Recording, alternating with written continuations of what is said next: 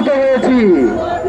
জনগণের পক্ষে কাজ করেন, দালালি বাদ দেন, কৃষি কমিশন দ্রুত গঠন করেন, কৃষকদেরকে দায়িত্ব দেন।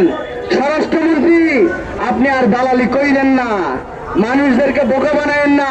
অনেক লোক আছে, অনেক যোগ্যতা সম্পন্ন লোক আছে, তাদেরকে দায়িত্ব দেন। আমরা ন্যায্য সম্মান ও অধিকার বুঝে পাইনি।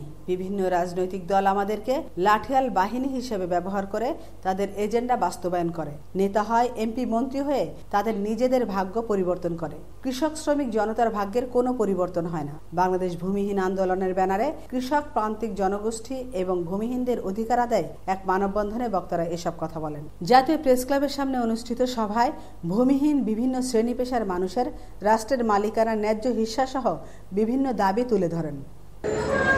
মানুষের অধিকার নিয়ে কথা বলে যাচ্ছিল, বাংলাদেশের মানুষের পক্ষে কথা বলে যাচ্ছিল ভূমিহীন আন্দোলন, কিন্তু তারা শুধু কথাই বলে যাচ্ছিল। ইতিপূর্বে আমি ভূমিহীন আন্দোলনের বেশ কয়েকটা কার্যক্রমের সঙ্গে ছিলাম। বর্তমান সরকারকে তো আমরা মৃত্যুবরণ করে বর্তমান সরকারকে ক্ষমতায় বসিয়েছি।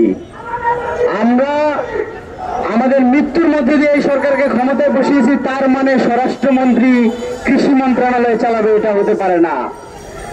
স্বরাষ্ট্র মন্ত্রণালয় সে প্রশাসনকে সামাল দেবে, সে প্রশাসনকে দেখবে, সে তো কৃষি মন্ত্রণালয়ের কোনো কিছু সে দেখতে পারে না।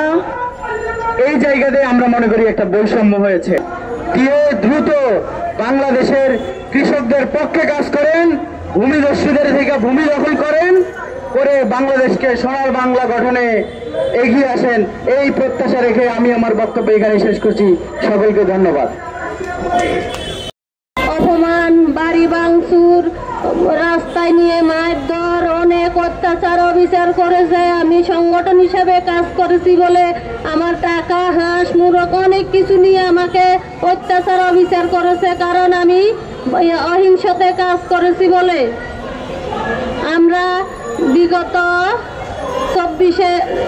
নভেম্বরের 24 তারিখ থেকে আজও আমরা বাড়ির মুখ দেখি নাই। আমাদের সন্তান কোথায়, বাড়ি কোথায়, ঘর কোথায়, আমাদের বাড়িতে যাওয়ার কোনো পথ নাই। আমরা পথে আমাদের দিন কাটছে। আমিনা ইসলাম, আজকের সংবাদ।